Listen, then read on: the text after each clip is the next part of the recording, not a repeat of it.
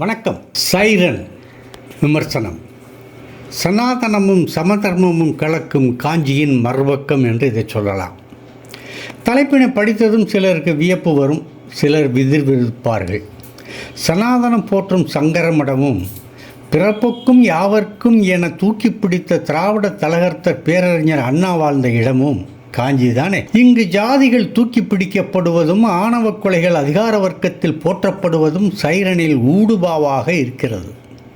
Siren ஒன்றுதான், அதன் பயன்பாடு இருவேறு இடங்களில் அமைந்துவிட்டது. ஆம்புலன்ஸ் சைரன் ஜெயம் ரவி, இவர் ஆயுள் தண்டனை கைதி. காவல்துறை அதிகாரி சைரன் கீர்த்தி சுரேஷ், இவருடைய கொலைகளை கண்டுபிடிப்பதற்காக அமர்த்தப்படும் அதிகாரி. இந்த இரு சைரன்களும் எதிரெதிராக நின்று ஒளி எழுப்புகிற போது ஏற்படுகிற விளைவுதான் கதை. காலம் காலமாக தொடர்கிற சாதிய பாஸ்பரஸை எச்சரிக்கையுடன் கையாண்டிருக்கிறார் இயக்குனர் ஆண்டனி பாக்கியராஜ்.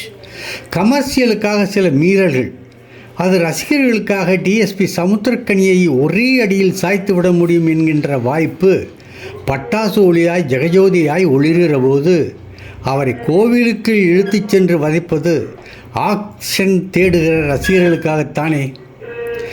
ஜெயம் ரவியின் ரசிகர்களுக்கு அது சமர்ப்பணம்.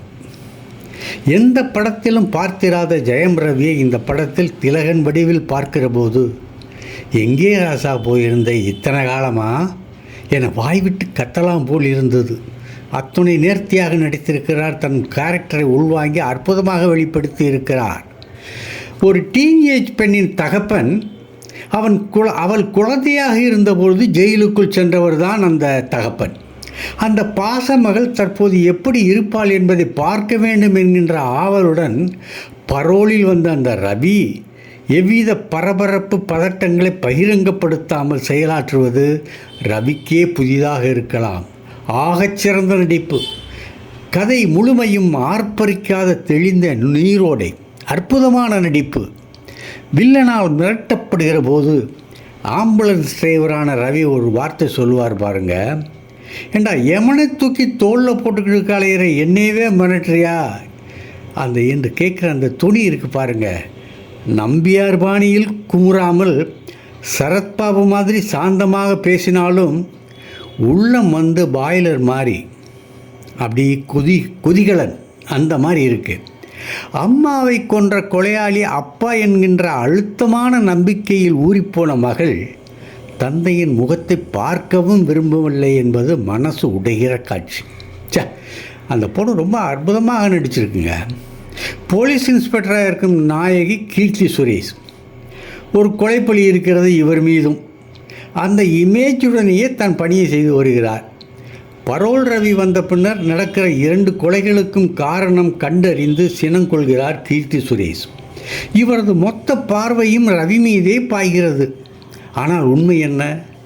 முடிவில் சொல்கிறார்கள், சிறந்த நடிப்பு கீர்த்தி. டிஎஸ்பியாக ஒரு சமுத்திரக்கனி சிறப்பு. ஜாதிய காப்பாளர், இதுவரை ஏற்காத தெனாவட்டான கேரக்டர். எந்த படத்தில் தான் இவர் சோட போயிருக்காரு. சிறப்பு தம்பி கனி, சிறப்பு. யோகி பாபு படம் முழுக்க வருகிறார். பரட்டத்தலை கான்ஸ்டபிள் என்பது உறுத்தல் தான்.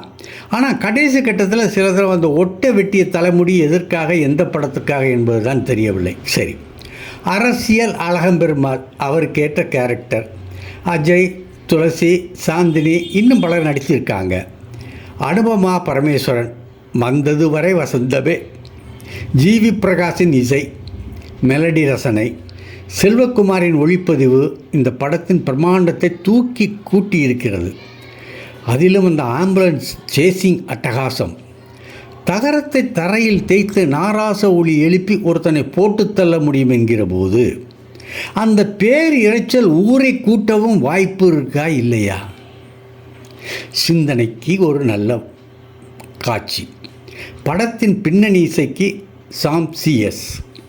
பிள்ளைக்குட்டிகளுடன் பார்ப்பதற்காக சைரன். பார்க்கலாம். நன்றி. இந்த வீடியோ உங்களுக்கு பிடிச்சிருந்தா லைக் பண்ணுங்கள், கமெண்ட் பண்ணுங்கள், ஷேர் பண்ணுங்கள், சப்ஸ்கிரைப் பண்ணுங்கள்.